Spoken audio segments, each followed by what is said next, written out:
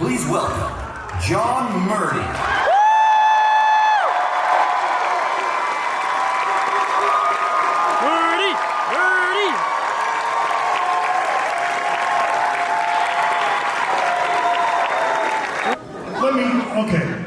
Let me start with this, okay? Thank you. Thank you. For anybody who does what we do with Halloween Horror Nights, everybody who works on this event, all the talented men and women, if there's one thing we know is that we are extremely lucky and extremely privileged to be able to do what we do and create what we create for all of you, because without you, I would probably be operating a puppet show somewhere in Dublin, on Grafton Street. Everything we do, all the passion and the work we put into this event, it's all for you guys. So thank you for all your support, year after year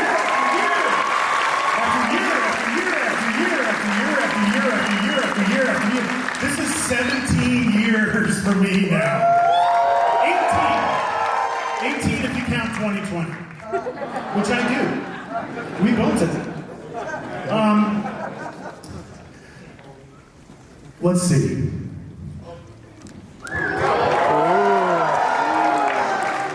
You know this, right? By the pricking of my thumbs, something wicked this way comes. How about an announcement right out of the gate? I have to ask you guys, did we announce anything when I was in the air? Because I was on a plane flight for like 11 hours. Did anything happen Friday? 3 mazes, the same day? How about another one? But first, a history lesson.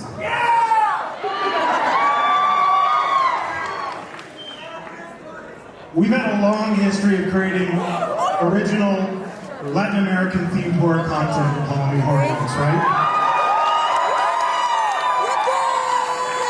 This actually goes all the way back to 2010. That was the first year we did La Llorona as a scare zone.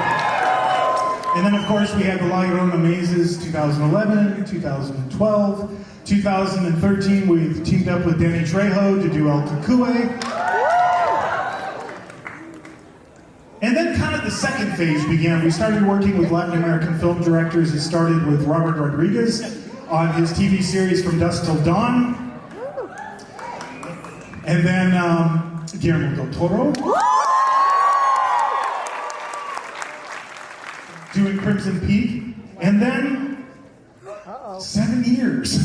7 years went by where we didn't really do that.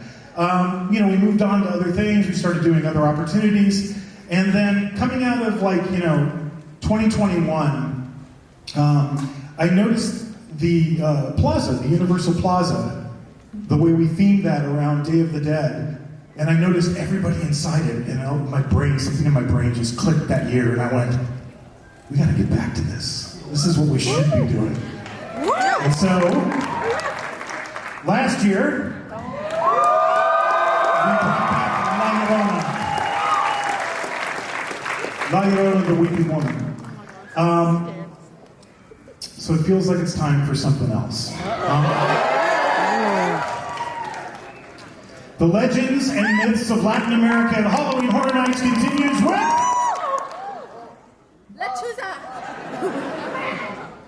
Monstruos, the monsters of Latin America.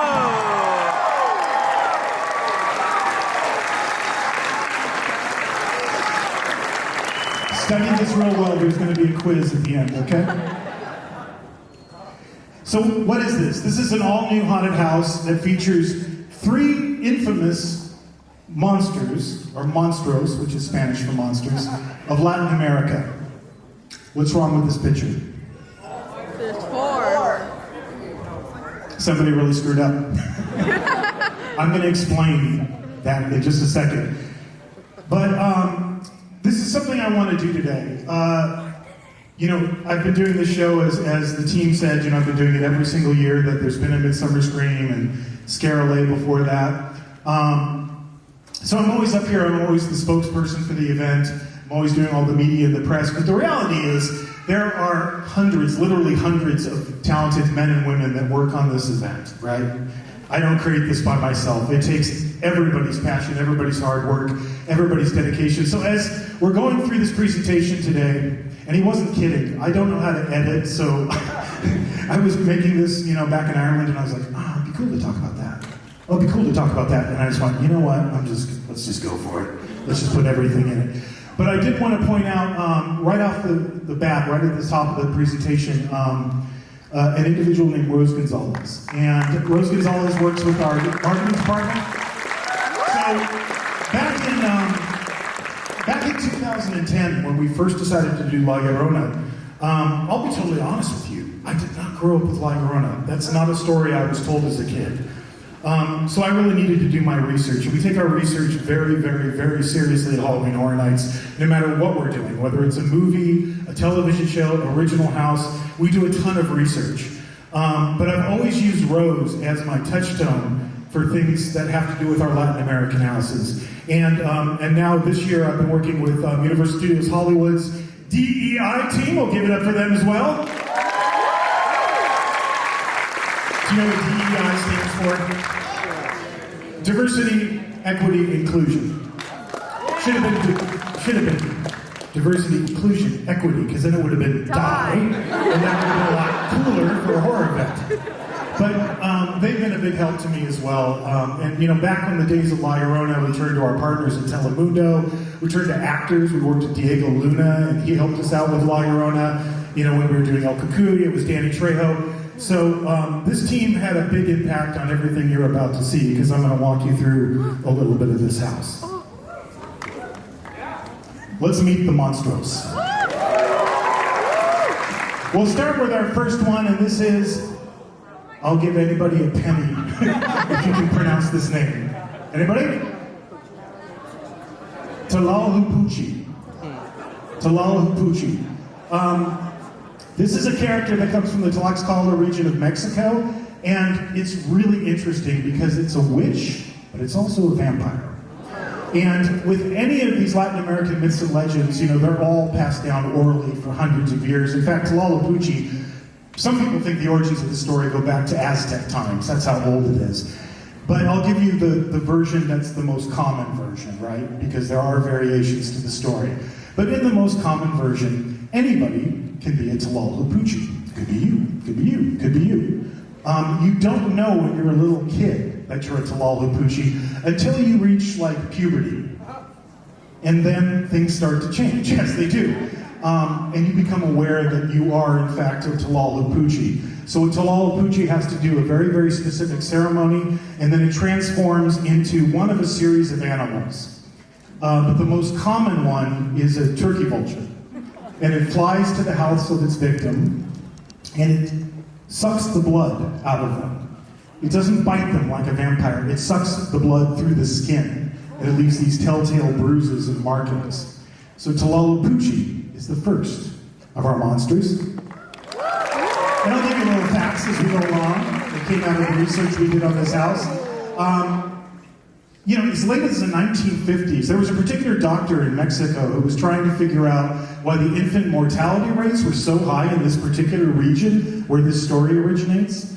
And he pulled all these death certificates, and he was doing his research and he was studying, and he noticed that cause of death, all the parents were writing on it, Tlahupuchi, or witch.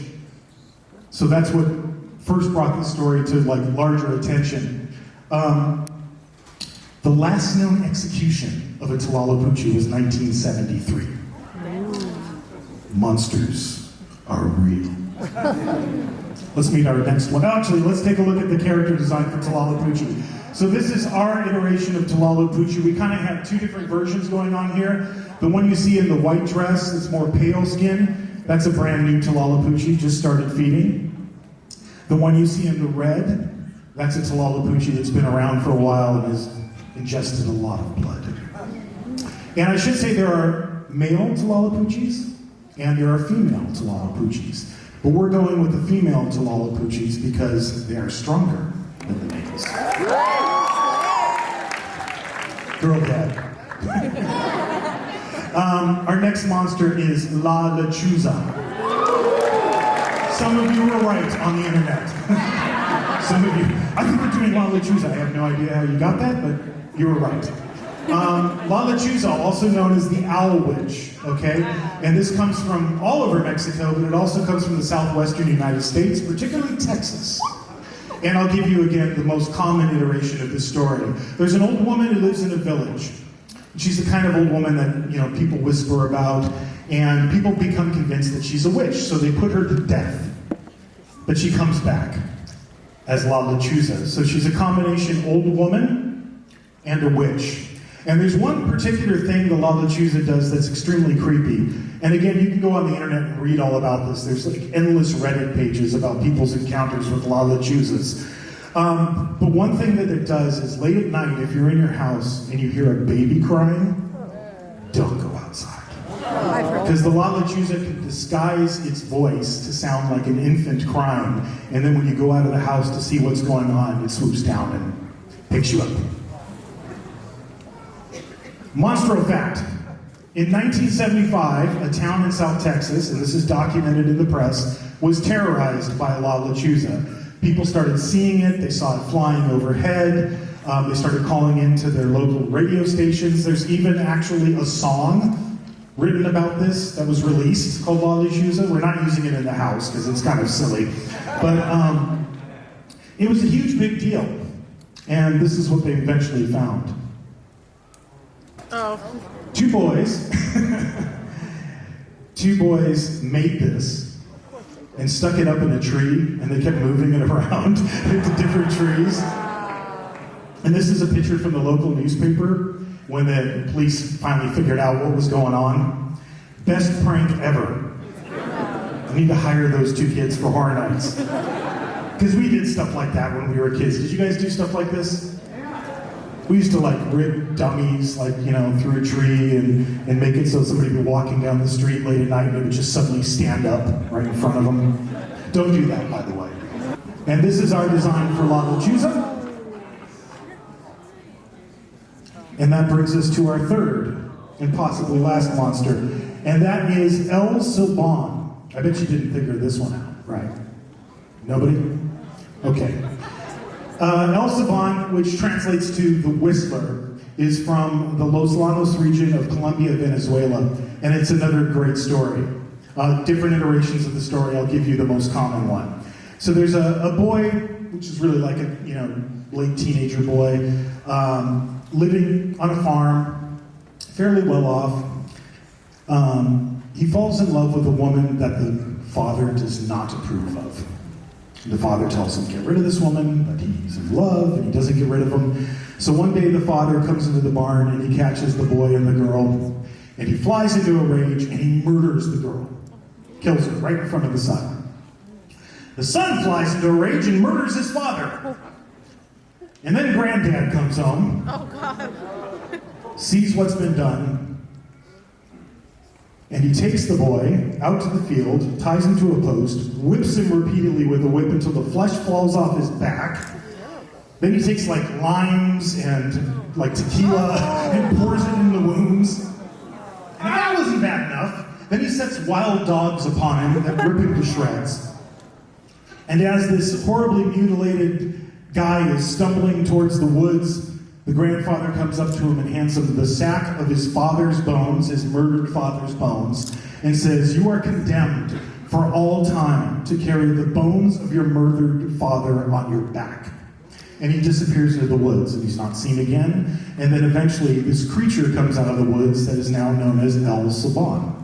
And it's a towering creature. Some say he's 10, 12 feet tall. Really, really skinny, carrying the bones of his murdered father on his back. And he's known for his distinctive whistle that kind of rises and falls. If you hear this whistle and it sounds far away, that means El Silban is actually really close. But if you hear the whistle and it sounds close, that actually means he's far away. So we'll give you a monstro fact about El Silban. Aside from the distinctive whistle that gives him his name, he is said to prey primarily on womanizers,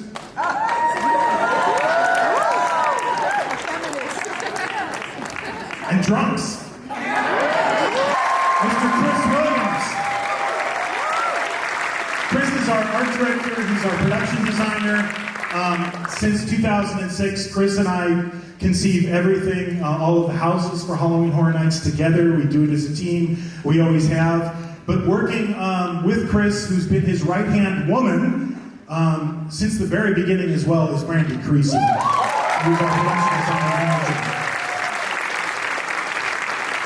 And Brandy and Chris, and a staple of really talented production designers from Hollywood films and television, they manage that entire team every year, drawing every single wall and every single house by hand.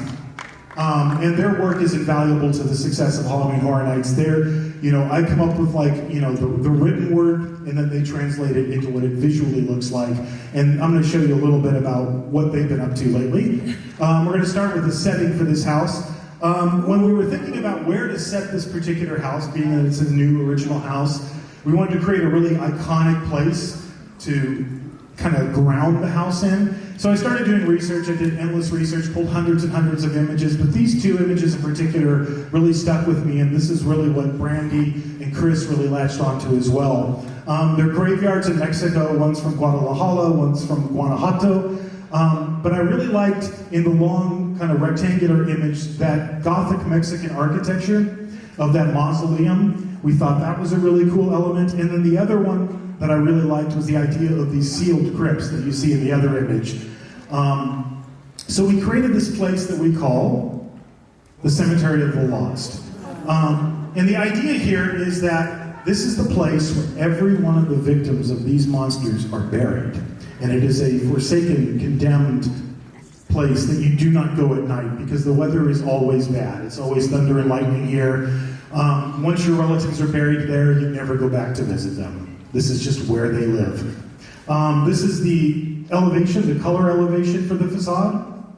It's funny. I see what you guys say a lot of times, on Twitter and whatnot. And I saw this one guy and he goes, "I think that's a mausoleum," right? And this other guy goes, "That's impossible! There's no such thing as a two-story mausoleum." Two-story mausoleum. And if you could peek over the fence right now, this is what you'd see. This is the mausoleum being built right now. This was taken about a week ago. We're just getting into the vine work. But if you look in the front, it looks kind of empty. And it's not going to be empty. There's a lot more coming. This is another piece of inspiration. I love these mourning statues that we found in these cemeteries in Guanajuato, and thought that was a really cool element. So I'm going to give you the down view. This is the ground plan looking down, and that's a side elevation of the facade. You see the big, above ground crypt with the statue, but you see something else. And this is going to get back to that piece of key art at the beginning. You see the guy standing there holding the shovel? Okay. We thought it would be cool to create our own original character to add to this mix. And this character would be like the narrator of the experience. He is the caretaker of the cemetery, and when we were trying to conceive what he should look like, we were really thinking about traditional looks for the Grim Reaper. So I pulled all this research. These are just a few of the images. Does everybody know what the photograph is? And don't say Bill and Ted's Bogus Journey. Does everybody know who that actor is? Very famous in a very famous horror movie. Max von Sydow, who plays the priest in The Exorcist. This is Max von Sydow back in the 1950s in a foreign film called The Seventh Seal, where he plays death. So we pulled that image. Then we pulled images from Aztec culture. We pulled images from the Middle Ages. We pulled images from the Renaissance, all different iterations of death, put it into our mind blender, and then came up with this. So, this guy actually doesn't have a name. We never officially named him. In our mind, it's kind of like those Clint Eastwood spaghetti westerns. He's always the man with no name who comes to the town, and you never know what his real name is. So he's kind of our man with no name. But we were thinking, Chris and I, when we were working on this, we're like, well, that's just going to get annoying after a while. We're going to be in meetings, and they're like, okay, we're talking about wardrobe for the man with no name, and we'd have to say that over and over and over again. So we just call him Muerte, which is Spanish for death. And he's going to be the guy you meet out in front. He's the pre-show, if you will, for this haunted house. He's going to be telling you the story about these three monsters. And he's designed with an articulated jaw so that the actor wearing the mask can lip sync to track. And you're going to see he's kind of the bookends of the haunted house as well. So when we came up with this idea for the cemetery, we thought, well, this is cool. This will be like the portal that you go through that transports you to all the world of these different monsters. So you enter this two-story mausoleum, and there's all these rotting skeletons of all the people that are buried inside that you have to go through. And I kind of snuck a pig the other day. I like the guy in the middle. I'm obsessed with him now. I saw that these pictures were coming in from the field, and I'm like, who's that guy? I'm going to call him Bruno. Don't talk about Bruno. It's just like, he's just like, and the guy behind him is just like, hey, let me see. You know, he's just like, no, Bruno has to look now. So this is the transition, and there's bats roosting in the upper niches, and there's animation and LED bat eyes. And as you go through this, you come to the first in a series of crypt paintings. And this is another thing we pulled from our research.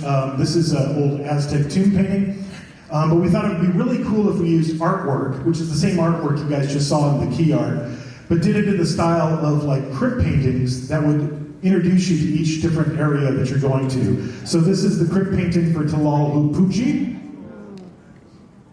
And then we also have crypt paintings for the other two monsters as well, La Lechuza and El Subo.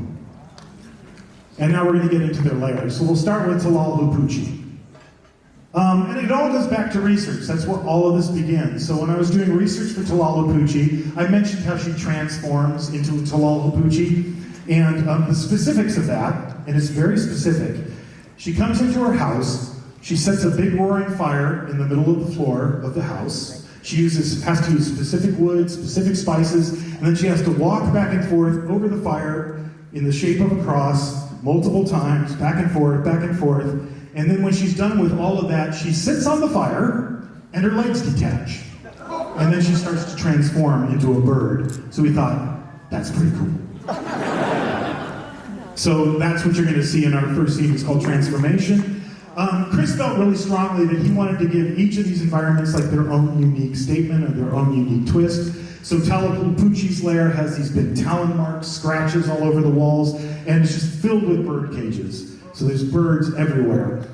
As you go a little further into Tlalhupuchi's realm, an area we call Los Infantes, or the infants, you start discovering these bassinets. Because one thing I didn't tell you about this Tlalhupuchi, she's very particular.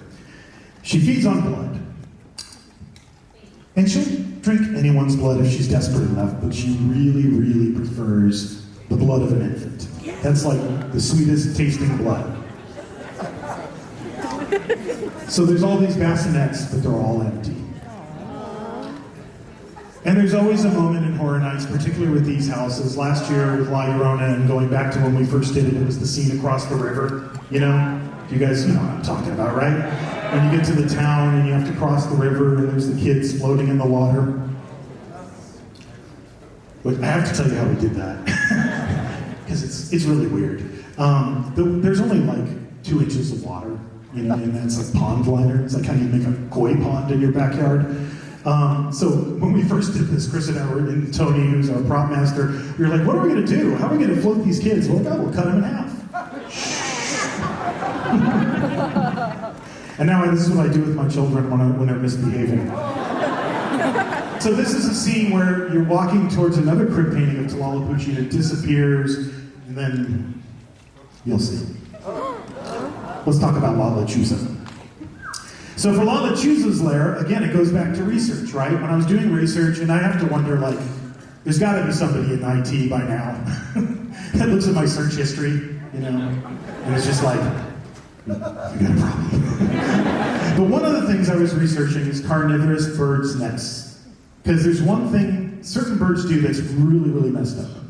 When they kill an animal that they're going to eat, they use their bones to decorate their nest. They like adorn their nest with the bones of their victim.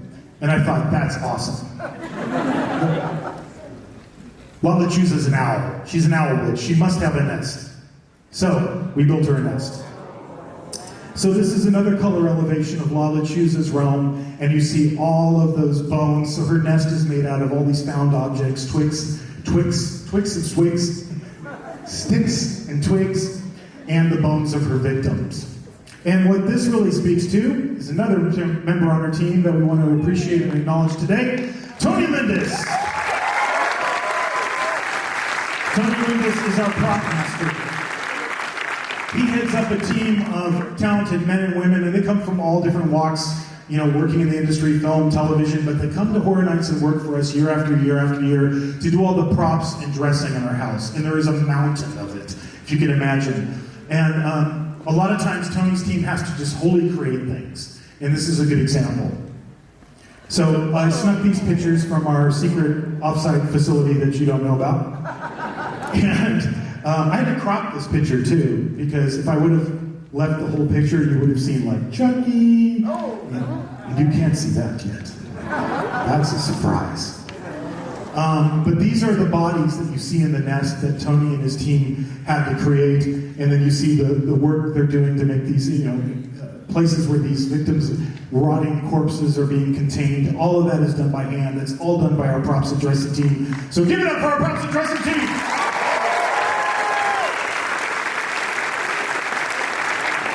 But then we had an idea. So the other individuals that they work with who are a massive, massive help to us and are working on this particular piece is our Universal Studios Hollywood Technical Service Department, the mechanical engineers. These people, I would give them the bow of, when do you see Chucky? I keep saying that, and I don't want to show you, I just want you to experience it. But they're doing stuff that I never thought we could do with Horror Nights, like this. So this is a video when we were building the La Lechuza. It's like the T-1000 ectoskeleton for her. The cardboard is a severed, arm/leg, and you can see it's taking a little bite, and its wings are unfurling. And I think in my treatment when I wrote it didn't have any of that. And they were just like, hey, we think we can do this, and they did it. And it's amazing. The only problem is I don't know how I'm gonna hide those three guys on set. I have to like throw a sheet over them or something. But they're doing amazing work, and we can't wait to share it with you. All right, El Salon. So now we've kind of been indoors for a long time. We want to break it up. We want to do a big outdoor scene. So for El Saban, we really wanted to take you to a village, because he typically comes and attacks people, who are leaving a village on the crossroads late at night. So this goes back to research again. As I was doing research, I came across this, pulquerias. Does anybody know what that is? Or pulque? Yeah. To explain it in American terms, like in the Wild West, this would be the equivalent of like a saloon. This would be a place you go for a drink, maybe some food, some dancing, some gambling, and probably a lot of fights, right? Pulque is an alcohol that's derived from cacti. What I loved about it is that's what it looks like in its pure state, right? It looks like foamy white milk. And I thought, if we combined blood, there was like blood running and foamy white pulque running together, that would be really disgusting. So we decided to create our own pulqueria. And then next door is the carniceria, the butcher shop. So as you head into this pulqueria, we have a scene called Pulqueria Massacre. And basically El Saban has come in and he's just killed every single person in this joint, particularly the womanizers and the drunks. I didn't mention how he kills them though. This is the tweaked part. If you're a drunk, he sucks the alcohol out of their body through their navel. Yeah. I was like, nah. But with womanizers, he rips them apart limb from limb, literally rips the bones out of their body and adds it to his sack that he has his father's bones in. So this is a dead body. I'm not kidding, it really is. It's not like it's in my closet or something, as far as you know. No, this is from Body Wars, the touring exhibit that goes around the world.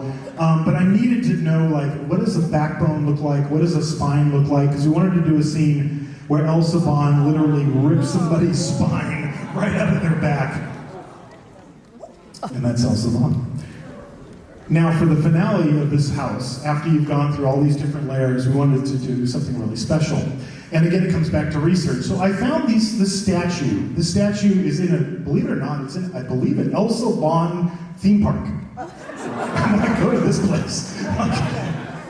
It's crazy, but it's this huge towering statue. But when I was looking at it, I thought, oh, that's cool. With the bones like spilling out of the sack. Because another thing El Saban does is, let's say he's walking through your village late at night. He might stop in front of your house. He might sit down that giant sack of bones, and then one at a time, uno, dos, tres. He'll just sit there and count every single bone to make sure he has them all. So he thought, after El Saban has gone through this village and killed like everybody in sight, his sack has got to be pretty big by this point. In fact, it's got to be enormous. And wouldn't it be cool if you had to go into that sack of bones? And what would you find there?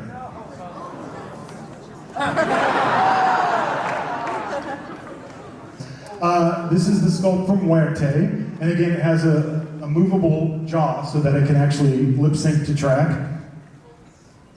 This is Patrick's sculpt for La Lechuza. And this is his sculpt for El Saban. And he sent me this really cool video, so you can like watch it. And this is the part that trips me out. It's like, I know it has hair, right? You can see it in the rendering. And I'm like, nobody's ever gonna see the back of his head. But Patrick still has to put in all the details because that's the way he is. And then, whoa. Okay, I know that's the mask. I guess you'll have to wait and see. But wait, there's more!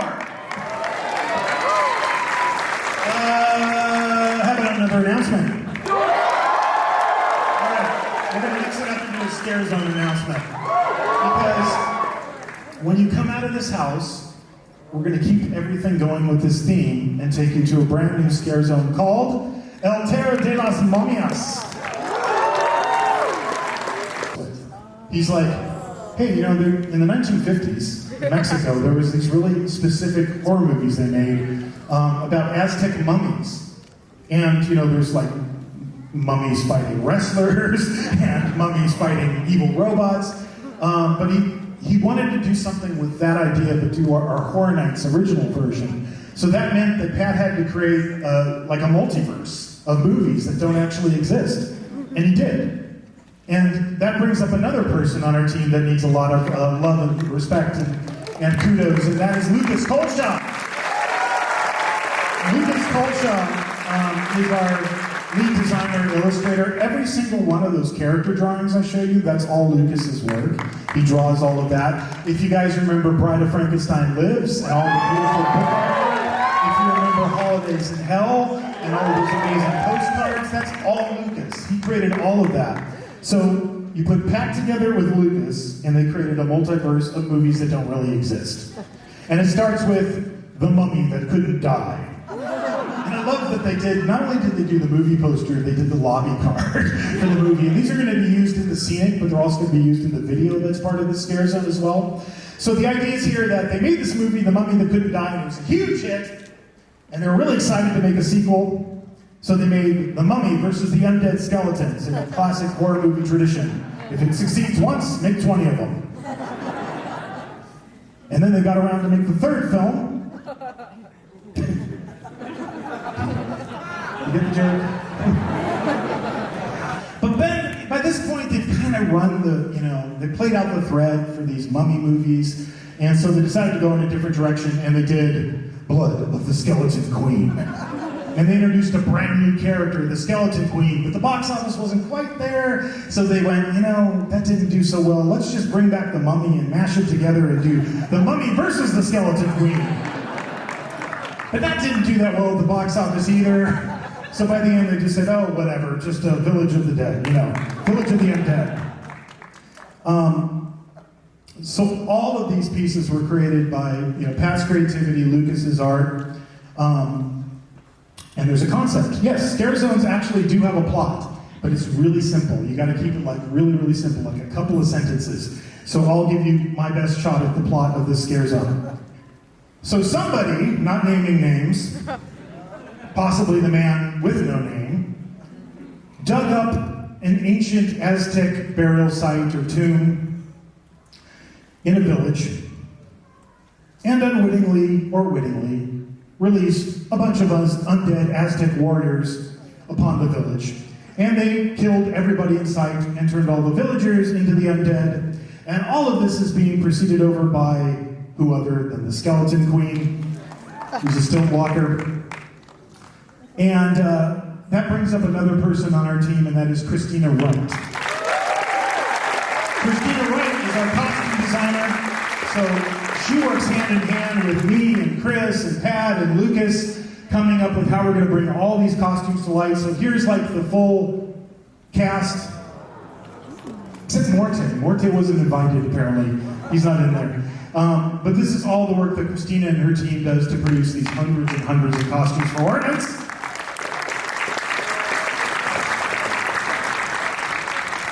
What's next?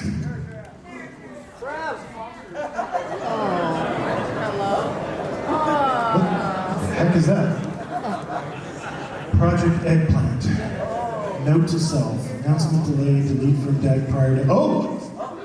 Sorry. Time for another history lesson. 100 years ago, a legacy of horror began. This is 1923. This is a photograph taken on the Universal lot in 1923.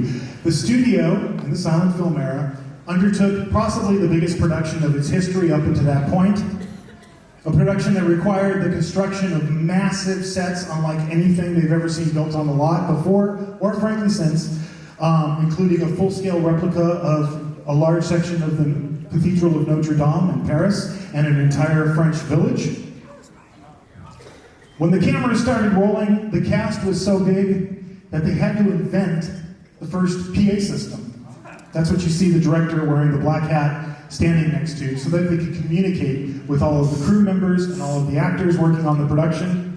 The film starred Lon Chaney Sr., the man of 1,000 faces, as Quasimodo, and literally a cast of thousands. In this picture alone, there's 2,500 extras in this film. This is 1923. The film, of course, is The Hunchback of Notre Dame from 1923. And the reason why I'm talking about this and showing you all this is last year, around this time, I started thinking about, wow, next year's going to be the 100th anniversary of Hunchback. And it actually came out in the movie theaters September 6th.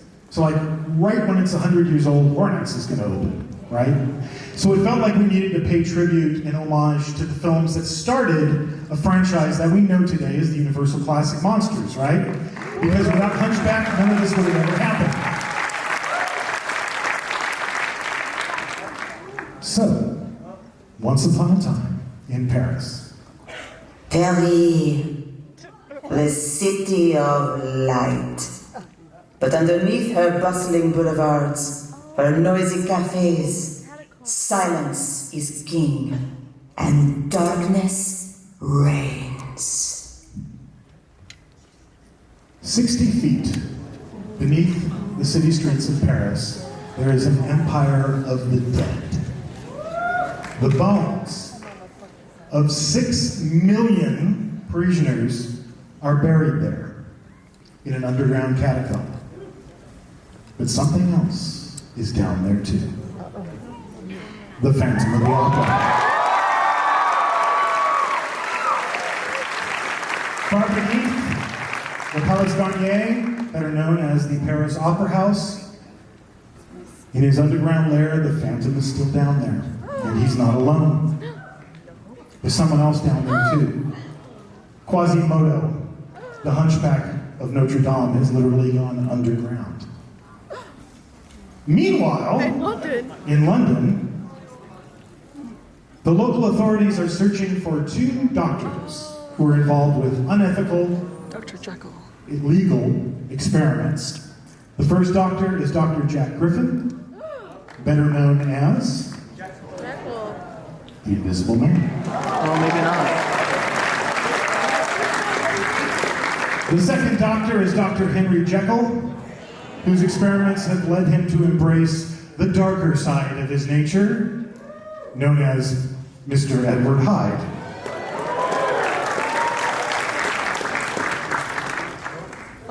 We dead welcome you to our world of shadow, knowing soon you will be one of us.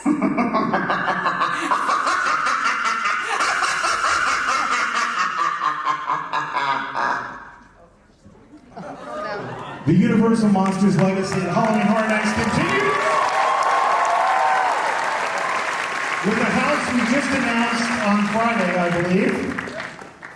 Universal Monsters Unmasked. Dr. Jekyll and Mr. Hyde isn't a Universal Monster movie. Au contraire. It is. We made a silent version of Dr. Jekyll and Mr. Hyde, like before the studio even came west and became Universal Studios Hollywood. It was what was called a 2-reeler in those days. 2 reels of film, 26 minutes long, silent film. So we thought we should bring Dr. Jekyll and Mr. Hyde and fold him into the Universal Monster family because he was literally the first monster we ever did at Universal. So again, this is an opportunity to do history as horror, which I personally love. And it's all based on real things that happened.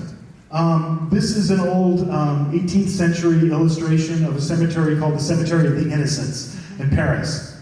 So back in those days, within the city confines of Paris, they were burying people in cemeteries, and then more people would die when you'd have things like the plagues, like the Black Death, the bubonic plague. A whole lot of people died. They just bury them and bury them and bury them and bury them, and they over-buried people in the cemeteries inside Paris to the point that some really awful things happened. And these are true. You can actually look it up. I came across it in my research. Literally, imagine you're in a French cafe. I'll sit down for this. Imagine you're having dinner with your wife or your husband or your significant other, and you're in a lovely French cafe, and you're drinking your wine, and you're eating your cheese, and all of a sudden, the wall cracks open, and hundreds of rotting corpses spill into the restaurant. That happened, okay? Sinkholes developed out of the ground, and suddenly there were bodies. So bodies were literally coming out of the ground. They buried so many bodies, retaining walls were breaking, bodies were pouring onto the street, and the king at the time, which was King Louis, you know King Louis, right? He was the one who, in the French Revolution, who got guillotined.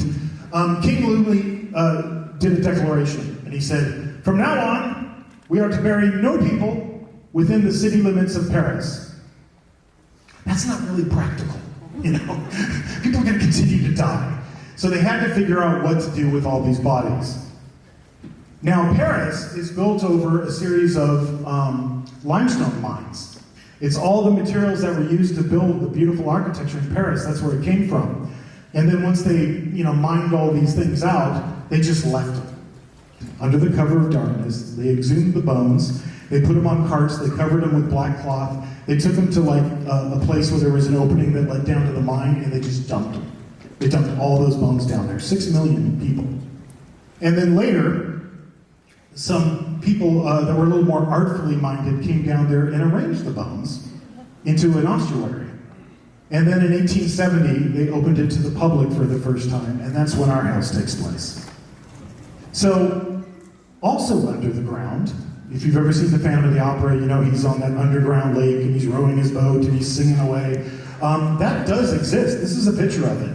This is what it actually looks like. There is a subterranean underground lake underneath the Paris Opera House. They still use it today for fire training, for search and rescue. And the other thing we found when we were doing Hunchback of Notre Dame and going through all the research, we came across this scene from our silent film where Esmeralda, the gypsy, she's taken there for questioning when she's wrongfully accused of a crime she doesn't commit. And I don't know if you guys are familiar with the Victor Hugo novel, Hunchback of Notre Dame, but I can tell you it's very, very different than the, She Lives Happily Ever After novel, or movie. Esmeralda in the book doesn't live. She gets hung. for the crime she was confused. And yeah, seems like we should do that. There's two other pieces of inspiration for this house. The black and white image you see, that is the Café de la Enfer. What this was essentially the first themed restaurant, believe it or not. It used to exist in Paris. It was a cabaret or a cafe themed to hell, right? And all the waiters dressed up like devils, and it was all themed on the inside. This existed in Paris up until about the 1950s, and then they demolished it and turned it into a supermarket. I know. And then another thing we pulled together was the Grand Guignol. Do you guys know what the Grand Guignol Theater was in Paris? It was like an underground theater for the rich and famous who loved to come watch shows where they thought people were really being killed on stage, but it was all an act.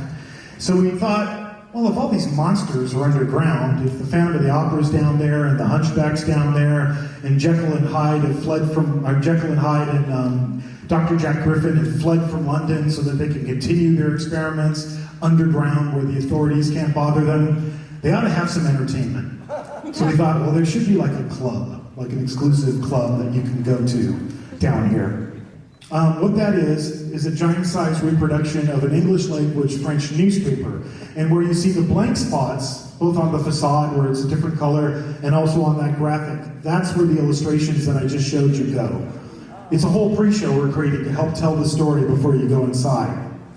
And again, people on the internet, this is a ticket booth. It's a ticket booth. It's not a ticket booth. It's a French newspaper stand. And sitting behind that is an animated skeleton figure that we call Madame Squelette. Squelette is French for skeleton. So we thought, oh, it'd be cool if one of the dead, one of the 6 million dead that are in these catacombs, is actually telling you this story. So that's the voice you heard that I was playing earlier. She's narrating the story, setting it up for you. Lucas's artwork is changing on the newspaper, so we get to do a little bit of a pre-show before you go inside. Now, Madame Squelette also exists as a physical character, but when you're inside the catacombs, she's like back to her mortal state, a character we call the Rat Lady. And the idea is that this is a woman that's down in the catacombs, scouring for any food she can find, so she's literally eating rats. And she has a very advanced case of, it just left my brain. Smallpox. Thank you. Well, smallpox. Advanced case of smallpox. So, and we just recently filmed her, because she also appears on video. And this is from that. This is like an hour and a half long makeup. It's all prosthetic makeup. Do you remember back in 2021, we had to all wear masks? We're still in that point. So, nobody ever got to see what the Bride of Frankenstein looked like. And people have been asking me on Twitter, and hey, can we see what the Bride of Frankenstein looked like? So, I brought this with me. I just thought you might, enjoy this. This is a time lapse that Pat McGee shot of the Bride of Frankenstein's makeup. So it was full prosthetic makeup to get that burned look. It's probably an hour in the chair, a little bit longer. And I was thinking, it's such a shame that nobody got to see that, right? Seems like you should get an opportunity to see that, doesn't it?